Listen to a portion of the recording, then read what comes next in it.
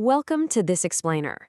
Today, we're slicing right into the complex layer cake of Alabama school funding. It's one of the most vital issues in education right now, simply because it touches absolutely everything. We are talking teacher pay, classroom materials, right down to the daily bus routes and special education services. We're going to explore the delicate and honestly sometimes dizzying balancing act between state support, local control, and the brand new school choice options that are totally shaking up the landscape. Whether you're a parent, an educator, or just a taxpayer, understanding how this whole system works is your very first step toward making sense of the broader policy debate. Here is our roadmap for today. We'll be covering 1. How Alabama funds education. 2. The local funding gap. 3. The school choice shift. 4. The 2026 budget picture. And 5. Takeaways for Alabama families. Let's jump right in. Section 1. How Alabama funds education. Let's start at the very top of our funding layer cake. Now, it is really easy to assume Alabama's school finance is just one giant pot of money sitting in a vault somewhere in Montgomery. But surprisingly, it's actually a dynamic mix of 4 distinct revenue streams. You've got state appropriations, local property tax revenue, federal funds, and targeted programs. Because of this multi-layered approach, funding can vary wildly from one district to another, especially in a state where local tax bases look so different. It's a system constantly trying to juggle statewide support with local community control. The absolute backbone of state spending in Alabama is the ETF, or the Education Trust Fund. Official state budget materials show that the ETF covers a massive range of education-related spending. A huge chunk of these appropriations traditionally goes directly to K-12 services, with the rest supporting post-secondary education and related agencies. But here is the catch. The fund relies heavily on sales and use taxes. What does that mean for you? It means when the economy fluctuates, the education budget goes right along with it. That tether to the economy is a massive deal. When times are booming and tax collections are strong, lawmakers have the flexibility to really increase education spending. But when revenue slows down, districts feel the squeeze instantly. On the local level, that translates to tighter budgets, delayed hiring of essential staff, or severely reduced flexibility in how schools can even operate. Section 2. The local funding gap. Let's move down to the second layer of our cake and see how this builds into the local funding gap. For public schools, Alabama uses a combination of state aid and local support, and it happens in 2 distinct steps. Step 1 is the state attempting a balancing act by providing a foundation-style baseline of support to school systems. Step 2 relies heavily on local governments to add revenue, primarily through property taxes, to fill in the gaps.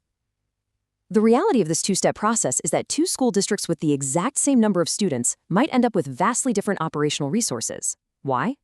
Simply because one community has a wealth of valuable property to tax, and the other just doesn't. And those resources absolutely matter, because schools do not spend money in exactly the same ways. When we compare the two, we see drastically different operational burdens that a simple baseline formula just can't eliminate. Think about it. Rural districts in Alabama frequently face disproportionately high transportation costs simply due to sprawling geography. Meanwhile, urban districts often require significantly more support for student services and dense staffing. A flat, per-student funding metric just doesn't capture those intense, geographically specific realities. Beyond geography, we really have to look at the student populations themselves.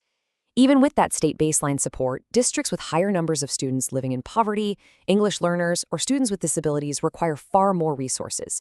Schools must meet specific legal and instructional obligations for these student groups, and providing those services is often much higher in cost.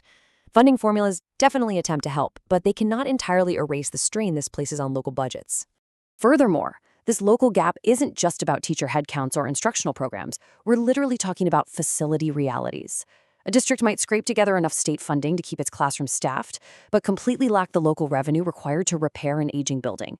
It dictates whether a district can fix a busted HVAC system in the dead of summer, or upgrade classroom technology, or if they're forced to divert instructional money just to patch a leaky roof. When people are debating school funding, they are often actually debating these stark, highly visible inequalities between communities. Section 3. The school choice shift. Let's zoom in to the newest and perhaps most significant disruption to this traditional district-based system. Enter the CHOOSE Act. This is one of the biggest recent developments in Alabama education funding and represents a major shift in policy. It's a state school choice program that provides education savings accounts, or ESAs, for eligible families. It introduces different funding levels depending on whether a student attends a participating private school or utilizes home education options. This is a monumental change, folks, because it systematically moves some public funding entirely outside of the traditional district-based public school system. And listen, this isn't some distant hypothetical policy. State announcements have confirmed that the program is fully funded for the upcoming 2025 to 2026 school year. There are already thousands of students approved to receive this support and utilize this program. It's a very immediate operational shift in how Alabama directs its education dollars. Because this is such a massive shift, we have to look at the debate impartially. Supporters strongly argue that the CHOOSE Act gives families unprecedented flexibility, basically empowering them to expand educational opportunities for their children well beyond their zip code. On the flip side, critics are deeply worried about the financial math.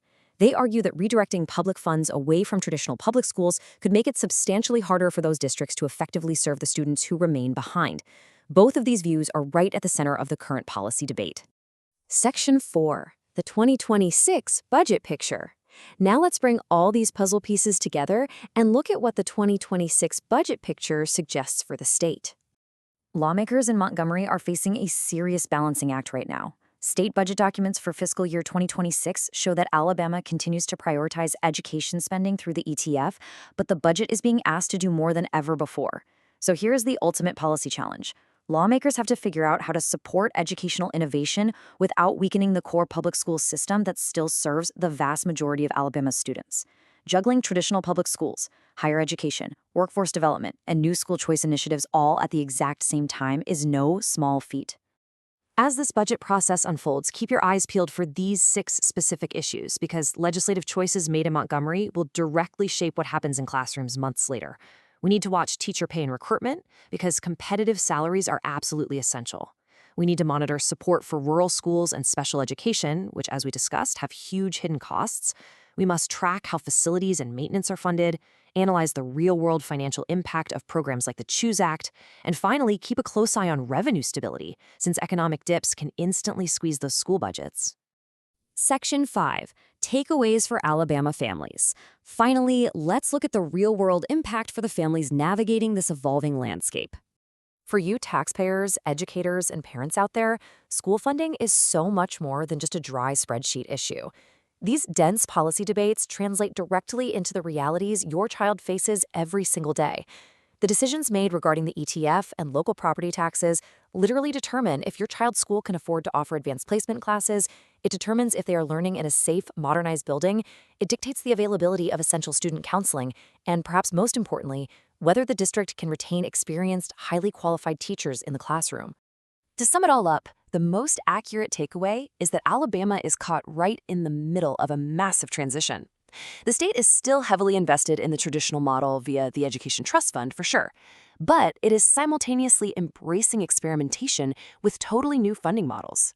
It's a very active, real-time conversation about how to perfectly balance access, accountability, and equity across vastly different communities. Which brings us to the core of the matter. The question isn't whether funding matters, we know it absolutely does. So I'll leave you with this final, essential question to consider as you watch these policies unfold.